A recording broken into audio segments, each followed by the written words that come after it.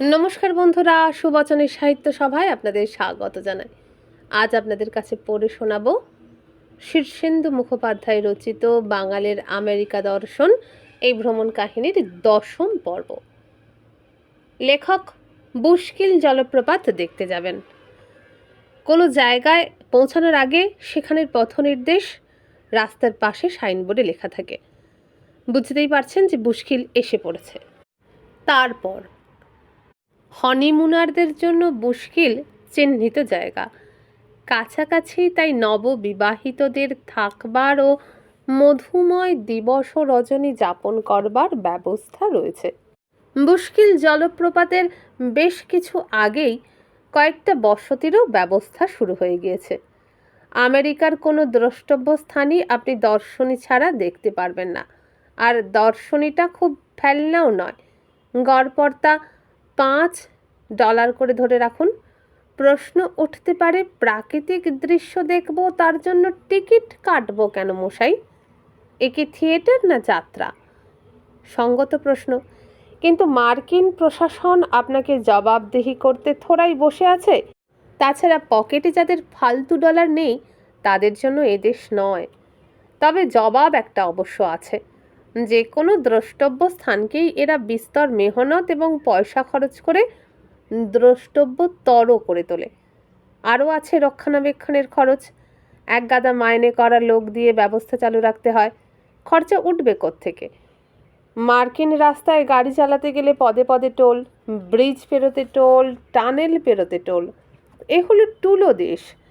Toll দেওয়াটাকে এরা গায়ে মাখে না। ধীরে ধীরে পোকোনো পর্বতমালার ভেতর এঁকে বেঁকে রাস্তা ওপরে উঠেছে। পর্বত বলতে যা বোঝায় তেমন বিশাল সুউচ্চ ব্যাপার নয়, নাতি উচ্চ বললেই হয়। যারা হুড্র দেখেছেন বা হিমালয়ের ঝোড়া, তাদের কাছে বুশকিল কোনো বিস্ময়কর ব্যাপার নয়। এই কিছুকাল আগে মধ্যপ্রদেশে একটা জলপ্রপাত দেখতে গিয়ে প্রায় 1000 ফুট নামতে হয়েছিল। সেই 1000 ফুট নামা ও ওঠার পরিশ্রম ভারী সার্থক হয়েছিল সেই পতনশীল জলধারা দেখে। বুশকিলকে পোকোনোর নায়াগ্রা বা ভিন্নবতে পেনসিলভানিয়ার নায়াগ্রা বলে অভিহিত করা হয়ে থাকে। বুশকিল দেখার দিনকুড়ি বাদেই আমি খোদ নায়াগ্রায় গেছি। কোথায় নায়াগ্রা আর কোথায় বুশকিল? বুশকিলকে নায়াগ্রার ছায়াও বলা যায় না। তবে পাবলিসিটির খাতিরে কত মিথ্যা বাক্যই তো মানুষকে রচনা করতে হয়। তা বলে বুশকিল কিছু হ্যাকছিও নয়। পার্কিং লটে গাড়ি রেখে আগে চারদিকটা একটু ঘুরে দেখুন। চারদিকে পাহাড় ও অরণ্যের মাঝখানে কিছুটা সমতল ভূমি, restroom, picnic pavilion, gift shop, snack bar সবই রয়েছে। চারিদিকে নিবিড় স্নিগ্ধ অরণ্য, ফলে আবহাওয়াটি আর্দ্র এবং উষ্ণ। প্রবল ঘামে শার্ট ভিজে গেল। স্ন্যাক বারে ঢুকে প্রবল তৃষ্ণায় 1 ক্যান 7 আপ পান করা গেল। সামনেই স্মারক দ্রব্যাদির দোকান। কোনো জিনিসেই হাত দেওয়ার উপায় নেই, এত আকাশ ছোঁয়া দাম। বুশকিল প্রবেশের পথের মুখেই একটা ট্যাক্সিডার্মি করা প্রকাণ্ড সাইজের ভাল্লুক রাখা আছে। সেই ভাল্লুকের প্রসারিত হাতের মধ্যে আমাকে দাঁড় করিয়ে ছবি তোলা হলো। ওই দেখুন শীর্ষেন্দুদা, নবদম্পতি। নবদম্পতি দেখে দাঁড়িয়ে গেলুম। পুরুষটির হাফ প্যান্ট এবং রঙিন স্যান্ডো গেঞ্জি, মহিলাটির পরনে একটা উলোঝুলো গাউন বা ফ্রক। পুরুষটি বিশাল থলথলে মোটা, সর্বাঙ্গে টস টস করে ঘাম ঝরে পড়ছে। মহিলাটি টিস্যু পেপার দিয়ে পুরুষটির ঘাম মুছিয়ে দিচ্ছে। ভঙ্গিটা একটু আদিক্ষেতার। ঘাম মুছতে মুছতেই একটু ঠোঁট ঠোঁট হয়ে গেল। মহিলাটির চেহারায় লাবণ্যের বালাই নেই, পুরুষালী ভাব প্রবল। দুজনেরই বয়স 40-এর আশেপাশে। নবদম্পতি বলে এদের মনে হয় না, তবে এটা মার্কিন দেশ, সবই সম্ভব। এ হয়তো ওর তৃতীয় স্বামী, ও হয়তো ওর চতুর্থ বউ, কিংবা কেউ কারো বর বউ নয়, একসঙ্গে থাকে, জুটে গেছে। $5 টিকিট কেটে অবরোধ পার হয়ে বুশকিল অ্যাপ্রোচে প্রবেশ করা গেল। অনেকটা ঢালু জমি ধরে নেমে সামনেই খাদ, কাঠের সিঁড়ি, কাঠের মজবুত রেলিং, খাড়া অংশে সিঁড়ি, ঢালু জায়গায় পায়ে চলার সরু পথ। মুশকিল নামছে 2টি বা 3টি ধারায়, চওড়ায় 20-30 ফুটের বেশি নয়। খাড়াই অনেকটা হলেও মুশকিল নামছে কয়েকটি ধাপে, সুতরাং তার চেহারায় তটিনীর ভাবটাই বেশি। প্রপাতের ভয়ঙ্করতা একেবারেই নেই। গুরুগম্ভীর তর্জন গর্জনও শোনা যাচ্ছে না। চমৎকার সব ক্যাট ওয়াক তৈরি করা আছে পতনশীল জলধারার ওপর দিয়ে, নানা উচ্চতা থেকে এবং বহু দৃষ্টিকোণ থেকে দেখার জন্য খাঁড়ির ভিতরে কত না পথ আর সাঁকো। সামান্য একটি প্রপাত ঘিরে এত চমকপ্রদ ব্যবস্থা দেখলে অবাক হতেই হয়। ভেবে দেখলুম আসলে এসবের পিছনে কাজ করছে ধুরন্ধর ব্যবসায়িক মস্তিষ্ক। মুশকিল যে আহামরি কোনো জলপ্রপাত নয় তা এরা জানে, তবু এই সামান্য ব্যাপারটা নিয়েই মাথা থাকলে প্রচুর ব্যবসা সম্ভব। ভাবলুম আমাদের দেশে যত্রতত্র এরকম কত ঝোড়াই রয়েছে, তা নিয়ে ব্যবসা করার কথা কেউ কখনো ভাবছেও না। টিকিট কেটে প্রাকৃতিক দৃশ্য দেখার নিয়মও সেখানে নেই। তাহলে কি আমরা পিছিয়ে আছি? মুশকিলের একটি ধারার নাম পেনেল কালাম, অন্যটি ব্রাইডসমেড ফলস, দ্বিতীয়টি অপেক্ষাকৃত শীর্ণকায়া। জলধারা একত্রিত হয়ে সৃষ্টি করেছে বিগ বুস্কিল ফ্রিক। এই ধারা গিয়ে মিশেছে ডেলাওয়্যার নদীতে। লাভার্স লুকে দাঁড়িয়ে ঘামতে ঘামতে বুস্কিলের কেদরানি খানিকক্ষণ দেখলুম। ক্যামেরা ঝলসাচ্ছে। বুস্কিলে আমার অজস্র ছবি তুলেছে ধ্রুব। আদিক্ষেতা বলি আর যাই বলি, প্রকৃতির প্রতি এদের ভালোবাসার প্রকাশটিকে তো শ্রদ্ধা না করে উপায় নেই। এরা অরণ্যের পরিচর্যা করে, ইচ্ছে মতো গাছ কাটে না, সাধ্যমতো রক্ষা করে বনভূমি ও প্রাকৃতিক সম্পদ। অনেকখানি উঠতে হবে, একটু ক্লান্ত লাগছিল। গরমে ঘাম হয়ে শরীরের জল বেরিয়ে গেছে, তেষ্টায় গলা কাঠ। উপরে উঠে খানিকক্ষণ জিরিয়ে প্রচুর জল খেয়ে রওনা হওয়া গেল। কয়েকদিন হয়ে গেল আমেরিকায়। এখন আমার আর ফ্রন্ট সিটে বসলে সিট বেল্ট বাঁধার কথা ভুল হয় না। রোড সাইন এত চেনা হয়ে গেছে যে গাড়ির চালকের জায়গা মতো লেন বদল করার কথাও স্মরণ করিয়ে দিই। বকুল আমাকে সার্টিফিকেট দিয়ে বলল, বাহ, আপনি তো কয়েকদিনে দিব্যে আমেরিকান হয়ে গেছেন দেখছি। আসলে আমি এই দেশটা প্রথমে দেখছি বলে সব কিছুই নজর রাখছি। সাবধান বকুল, এখানে গাড়ি পার্ক করো না, এটা তো টো অ্যাওয়ে জোন। কী করে বুঝলেন? ওই দেখো সাইন। বকুল হাসল। আপনি শুধু সাইনই লক্ষ্য করলেন, পাশে বসা বকুলকে নয়? ভারী লজ্জা পেলুম। ভুলেই গিয়েছিলাম বকুলের একটা পা যন্ত্রের। কতকাল আগেকার কথা, যখন আমেরিকায় সে প্রথম এসেছিল, তখন স্বামী স্ত্রী একসঙ্গে হাইওয়েতে মারাত্মক দুর্ঘটনায় পড়ে।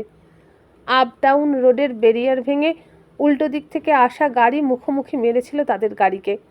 বকুলের নতুন বিয়ের বর শুভজ্যোতি কোনোদিনই সিট বেল্ট বাঁধত না।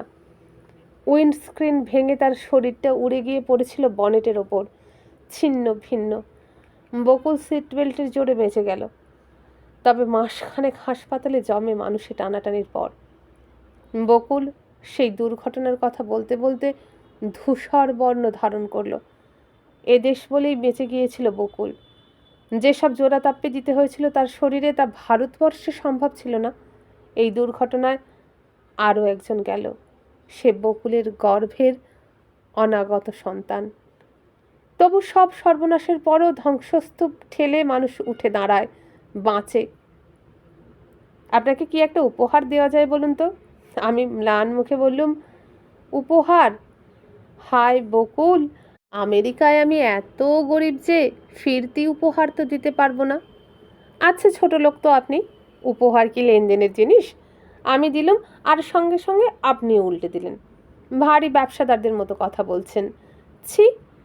আমতা আমতা করে বললুম, আমার যে ভীষণ লজ্জা করছে। তুমি কত লড়াই করে বেঁচে আছো এখানে, কত বিরুদ্ধতার সঙ্গে অচেনা এক দেশে তোমাকে টিকে থাকতে হয়েছে। তোমাকে আমরা কি দিয়েছি বলো? বকুল ঠোঁট টিপে হেসে বলল, আর কারো কথা জানি না, তবে আপনি আমাকে ঢের দিয়েছেন। কি দিয়েছেন তা আপনিও জানেন না। অবাক হয়ে বলি, কি বলো তো? আপনি আমার একটা চিঠির জবাব দিয়েছেন, অচেনা একটা মেয়ের কাছ থেকে পাওয়া একটা চিঠি, তাও অনেক কটু কাটব্য ছিল তাতে। ওয়েস্ট বাস্কেটে ফেলে না দিয়ে জবাব দিয়েছিলেন, মনে আছে? যে উপলক্ষে আমেরিকায় আমার আগমন, সেই বঙ্গ সম্মেলনের নির্ধারিত তারিখ এগিয়ে এলো। প্রবাসী বাঙালিদের কাছে এই সম্মেলনের গুরুত্ব কতটা, এই অনুষ্ঠান কীরকম হয়, সে বিষয়ে যথেষ্ট কৌতূহল ছিল। আমাকে লালমোহন হোর অর্থাৎ লালুদা চিঠিতে জানিয়েছিলেন যে একটি আধ ঘন্টার বক্তৃতা দিতে হবে মাত্র। 3 দিনের অনুষ্ঠানে মাত্র আধ ঘন্টার বক্তৃতা দিতে হবে, এবং মাত্র আধ ঘন্টার জন্যই আমাকে আমেরিকায় উড়িয়ে নিয়ে যাওয়া হচ্ছে জেনে আমি যৎপরনাস্তি আহ্লাদিত। কারণ বক্তৃতা দিতে আমি ভালোবাসি না, শুনতেও না। মাত্র আধ ঘন্টা চোখ কান বুঝে বক্তৃতা দিতে পারলেই আমার মুক্তি ঘটবে, এটা ভেবে কোন অকর্মণ্যের না আহ্লাদ হবে। কিন্তু এটা লক্ষ্য করেছিলাম, বঙ্গ সম্মেলন উপলক্ষে প্রতিটি বাঙালিরই বেশ একটা আগ্রহ বা চাপা উত্তেজনা আছে, যেন পুজো আসছে। যেসব বাড়িতে ঘুরে ঘুরে আমি থাকছি, সব বাড়িতেই ঘন ঘন ফোন আসছে, আর অনেকটা সময় নিয়ে ডিটেলসে আলোচনা হচ্ছে।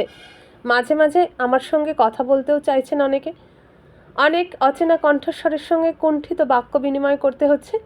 বুঝতে পারছি আমেরিকায় প্রবাসী বাঙালিরা বেশিরভাগই তৃষিতের মতো অপেক্ষা করছেন কয়েকদিনের বঙ্গ সম্মেলন তাঁরা আসলে স্বদেশেই ফিরে যাবেন, এরকমই একটা মানসিকতা নিয়ে করছেন। তবু সব বাঙালি নয়। ব্রুকলিনের যামিনী মুখার্জি আমেরিকার বাঙালিদের কাছে এক সুপরিচিত নাম। যামিনীদাকে আমি আগে থেকেই চিনতাম। দেশ পত্রিকার দপ্তরে গিয়ে তিনি অনেক আড্ডা দিয়ে এসেছেন আমাদের সঙ্গে। যামিনীদা আমার সঙ্গে সরাসরি টেলিফোনে যোগাযোগ করতে পারেননি, তার কারণ আমি কবে কার বাড়িতে থাকছি তার তো ঠিক নেই। তবে খোঁজ খবর নিচ্ছিলেন। কে যেন বলল, যামিনীদা উনি কখনো বঙ্গ সম্মেলনে আসবেন না, বাঙালির মোৎসব উনি পছন্দ করেন না। পরে যামিনীদা নিজেও আমাকে বলেছেন, বাঙালিরা আমেরিকার মেন স্ট্রিমের সঙ্গে একদম মিশতে পারে না, ফলে চিরকাল অ্যালিয়েন হয়ে থাকে। আমেরিকায় বসবাস করব অথচ বাঙালিয়ানা নিয়ে গলা শুকোবো, এটা আমার পছন্দ নয়। এ দেশেরও শিল্প ও সংস্কৃতি সাহিত্য অত্যন্ত সমৃদ্ধ, কজন তার খোঁজ রাখছে বলো? কথাটা নিয়ে বিতর্ক চলতে পারে। তবে আমেরিকায় অভিবাসী বহিরাগতদের মধ্যে দুই প্রবণতার মানুষই আছে, বাঙালি বলে নয়, সব বহিরাগতের মধ্যেই এই দুই প্রবণতা লক্ষ্য করা যাবে। এক ধরনের মানুষ চান মার্কিন জীবনধারার সঙ্গে এক হয়ে যেতে, কিছু মানুষ চান নিজের ভাষা শিল্প সংস্কৃতি নিয়ে জাতিগত বৈশিষ্ট্য বজায় রেখে চলতে। কোনটা ভালো কোনটা মন্দ সেই বিচার করতে যাওয়া বৃথা, এ বিতর্কের শেষ নেই। তবে বহিরাগতদের মধ্যে শিখ বা গুজরাটি, চীনা বা জাপানিরা সহজে নিজের বৈশিষ্ট্য বিসর্জন দেন না। বাঙালির জাতীয় ব্যক্তিত্ব ভীষণ দুর্বল, তারা ভাবপ্রবণ, আবেগপ্রবণ এবং অনেকটা উদারচেতা বলেই তারা তেমনভাবে খুঁটো ধরে রাখতে পারেন না।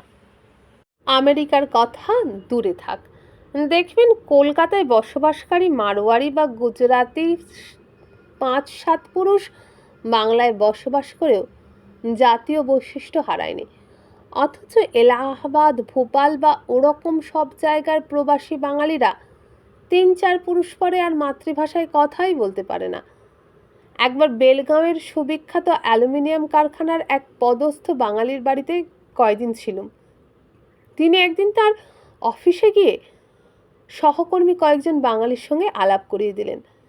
এরা সব মহারাষ্ট্র বা মধ্যপ্রদেশ বা অন্ধ্রের বাঙালি। অতি কষ্ট করে তারা মাত্র কয়েকটি বাংলা শব্দ উচ্চারণ করতে পারেন, অত কথার দরকারই বা কি? এই কলকাতাতেই কত বাঙালি আছেন যারা বাংলার চেয়ে ইংরেজিতে কথা বলতে বেশি স্বাচ্ছন্দ্য বোধ করেন। কিছু বাঙালি যদি ভোগে চলে গিয়ে থাকে তাহলেও আমার দুঃখ নেই, ধরে নেব বাঙালির সংখ্যা কিছু কমলো। সংখ্যা দিয়ে হবেটাই বা কি? কোয়ালিটি বাঙালির সংখ্যা এত কমে গেছে যে কোয়ান্টিটি সে অভাব পূরণ করতে পারে না। সুতরাং উদ্যোক্তারা ধরেই নিয়েছেন আমেরিকার অভিবাসী বাঙালিদের টোটাল ইনভলভমেন্ট বঙ্গ সম্মেলনে সম্ভব নয়। অনেকেই আলগোছে উদাসীন ও নির্বিকার থেকে যাবেন। আমেরিকায় স্বদেশকে খুঁচিয়ে তুলতে তাদের আগ্রহ নেই। আবার অনেকে সর্বস্ব নিয়ে ঝাঁপিয়ে পড়বেন, সমস্ত অস্তিত্ব দিয়ে অনুভব করতে চাইবেন স্বদেশকে। টেলিফোনের এরকম ব্যাপক ব্যবহার আমি আর দেখিনি। এখানকার মানুষদের এর ওপরে এত বেশি নির্ভর করতে হয় যে যন্ত্রটি বিশ্রাম পায় কমই। টেলিফোনেই বাঙালিরা আড্ডা মারে অম্লান বদনে। কর্ডলেস টেলিফোন থাকায় ঘরের যে কোনো জায়গা বা বাগান থেকেও টেলিফোনে কথা বলা সম্ভব। অবশ্য এসব অত্যাধুনিক যন্ত্রপাতি আজকাল কলকাতাতেও পৌঁছে গেছে। কিন্তু আমেরিকায় যেমন মাত্র একবার চেষ্টাতেই যে কোনো লাইন পাওয়া সম্ভব, হায় আমাদের কলকাতায় তেমনটি কল্পনাও করা যায় না। আর টেলিফোন যন্ত্রটি পাওয়ার জন্য আমেরিকায় কাঠখড় পোড়ানো বা দীর্ঘ প্রতীক্ষার কোনো প্রশ্নই ওঠে না, চাওয়া মাত্র পাওয়া যায়। আর আমি কিছুকাল আগে কলকাতায় একটি টেলিফোনের দরখাস্ত জমা দিয়েছি। খোঁজ খবর করে জেনেছি 7-8 বছরের আগে কোনো আশাই নেই।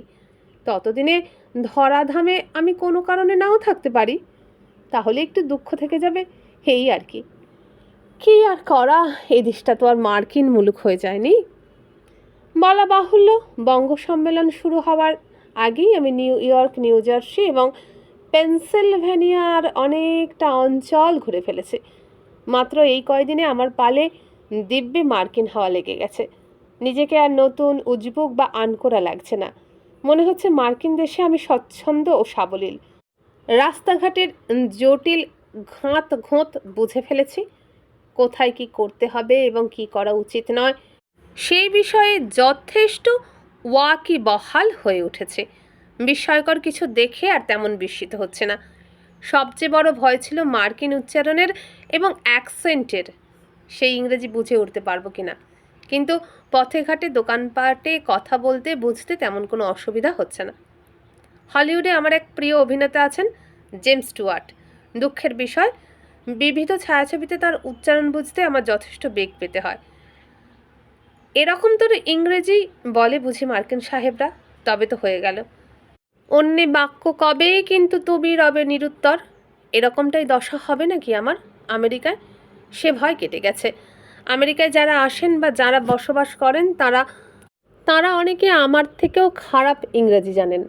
আসলে অন্তর থেকে অনেকেই এই ভাষাটিকে গ্রহণ করতে পারেননি। শুনেছি লন্ডনে এক দঙ্গল সিলেটি আছেন, তারা কোশমিন কালেও ইংরেজির তোয়াক্কা করেন না। আমার এক কাঠ বাঙাল আত্মীয় লন্ডনে থাকেন। তিনি একবার আমাকে বলেছিলেন, বুঝলা, সিলেটিরা তো ব্যবসা বাণিজ্য করে, কিন্তু ইংরেজি কইতে পারে না। শেষে একদিন ঠিক কইরা ফেলাইল, না এইভাবে আর কাম চলে না। একজন মেম সাহেবরে যদি চাকরি দিয়া রাখন যায়, তা হইলে সেলস প্রমোশনও হইব, আবার আমরাও মেম সাহেবের কাছ থিকা ইংরাজিটা শিক্ষা ফেলামু। তো বুঝলা, এক মেম সাহেবরে তো চাকরি দিয়া রাখলো। 6 মাস পরে গিয়া কি দেখি শুনবা, গিয়া দেখি সেই মেম সাহেব চুটাইয়া সিলেটি কইতাছে, আর সিলেটিরা যেমন ছিল তেমনই আছে। এটা হচ্ছে এক ধরনের প্রতিরোধ। মানুষের মধ্যে অনেক সময় নানা কারণেই বিদেশি ভাষার বিরুদ্ধে একটা প্রতিরোধ গড়ে ওঠে। এই তো কয়েকদিন আগে পূর্ববঙ্গের এক অভিবাসী বাঙালিকে ইংল্যান্ডের এক বিচারক খুব ভৎসনা করেছিলেন। 25 বছর ইংল্যান্ডে থেকেও তিনি ইংরেজি শেখেননি কেন। খবরের কাগজে ফলাও করে ছাপা হয়েছিল খবরটি। অল্প বিস্তর এই প্রতিরোধের ব্যাপারটি আমেরিকার বাঙালিদেরও মধ্যে অনেকটা লক্ষ্য করেছে। তারা ইংরেজিতে কথা বলতেই ভালোবাসেন না। অবশ্য আমেরিকার মতো কুম্ভিপাকে তাতে অসুবিধে হয় না। নানা জাতি, নানা মত, নানা পরিধানের লোক এসে জড়ো হয়েছে এখানে। সকলে সকলের ভাষা বুঝবে এমন কোনো কথা নেই। সুতরাং আকারে ইঙ্গিতে ভাঙা ভাঙা শব্দে সবাই কাজ চালিয়ে নেয়। চৈনিক, তিব্বতী, ভিয়েতনামি সকলেরই কাজ চলে যায়। ভয়েস অব আমেরিকার দীপঙ্কর চক্রবর্তী যখন প্রথম জার্মানিতে গিয়েছিলেন, সস্ত্রীক এক দোকানে ঢুকে এক পাজি সেলস উম্যানের পাল্লায় পড়েন। ভদ্রমহিলা কালো এবং নবাগত দেখে দীপঙ্করকে একটু অগ্রাহ্য করেছিলেন। ভাষাও এক মস্ত বাঁধা। ভদ্রমহিলার ভাষা জার্মান, দীপঙ্করের দৌড় ইংরেজি অবধি। ঘটনা এমনই গড়ালো যে দীপঙ্কর ভীষণ রেগে গেল। আর রেগে গেলে হৃদয়ের ভাব প্রকাশের জন্য মাতৃভাষার চেয়ে উপযুক্ত ভাষা আর কিছুই হয় না।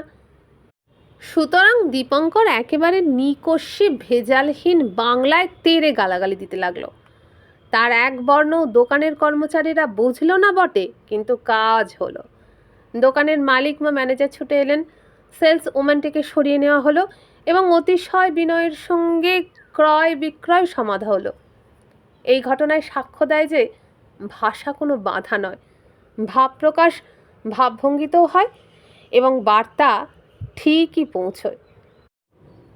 বঙ্গ সম্মেলনের আয়োজন করা হয়েছিল নিউ জার্সির সামারভিলে র্যারিটন ভ্যালি কলেজে। শুক্রবার বিকেলে শুরু, রবিবার রাতে শেষ। উইকেন্ড ছাড়া আমেরিকায় কোনো অনুষ্ঠান করা মুশকিল। এখানে দুর্গাপুজো উইকেন্ডেই হয়, তাতে সপ্তমী থেকে দশমী অবধি ঠিক ঠিক নাও পড়তে পারে। যদি সোম থেকে বৃহস্পতিবার অবধি পুজো হয়, তবে আমেরিকার বাঙালিদের পুজোটা শুরু করতে হবে শুক্রবার বিকেল থেকে রবিবার অবধি। নানা পন্থা, তবে কথায় আছে প্রবাসে নিয়মও নাস্তি। চাকরি বাঁচিয়ে তবে না পুজো।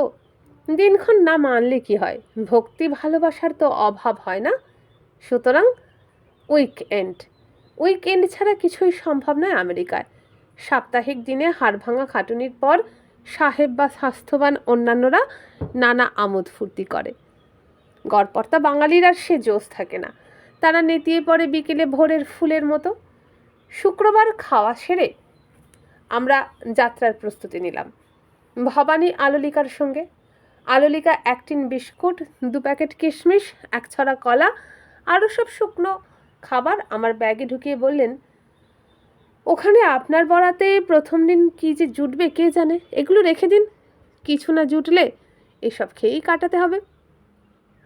আলোর দূরদর্শিতার তুলনা নেই, কারণ প্রথম দিনটায় সব হিসেব উল্টে দিয়ে বঙ্গ সম্মেলনের এত লোক হয়েছিল যে খাবার শেষ হয়ে গিয়েছিল অর্ধেক লোকের উদরপূর্তিতেই, বাকিদের হরিমটর। তার মধ্যে আমিও পড়েছিলাম, তার কারণ আমি নিরামিষাশী বলে। যাও বা জুটতো, তাও জুটল না। তাদের আমন্ত্রিত অতিথি অভুক্ত রয়েছেন দেখে কর্মকর্তারা হায় হায় করলেন। আমি অবশ্য পেটে খিদে আর মুখে হাসি নিয়ে সন্ধ্যাটা দিব্যি কাটিয়ে দিতে পেরেছিলাম। যাই হোক, সমারভিলে যাওয়ার মনোরম পথটি আমাকে প্রায় জাগরণেই মন্ত্রমুগ্ধ করে রাখল। সম্পূর্ণ সম্মোহিত। আগেই বলেছি, আমেরিকার কোথাও যেতে হলে সুনির্দিষ্ট পথ নির্দেশিকা এবং সম্ভব হলে ম্যাপ থাকা একান্ত দরকার। পথ নির্দেশিকা এবং মানচিত্র না থাকলে ওই জটিল রাস্তার দেশে বেভুল ঘুরে মরতে হবে।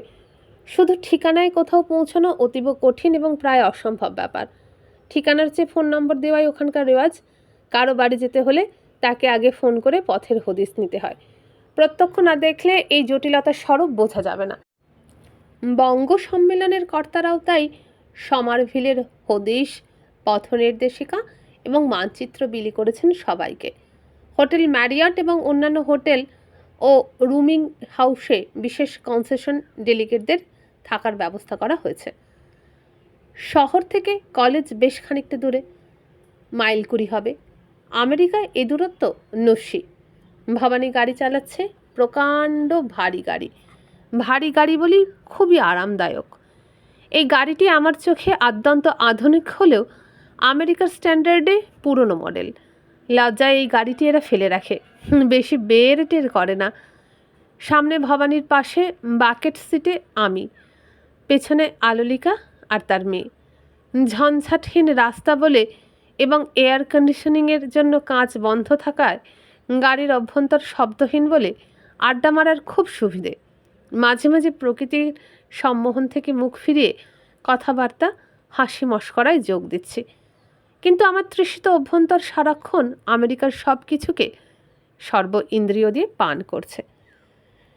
ঘণ্টা 3 বেশি পথ অতিক্রম করে আমরা সমারভিলে পৌঁছলাম। ম্যারিয়ট হোটেলের বিশাল চত্বরে যখন গাড়ি ঢুকলো, তখন দেখি প্রায় একই সঙ্গে সামান্য আগে পরে বঙ্গ সম্মেলনের অতিথিরা এসে পৌঁছেছেন। রিসেপশনে প্রবল বাঙালি ভিড়।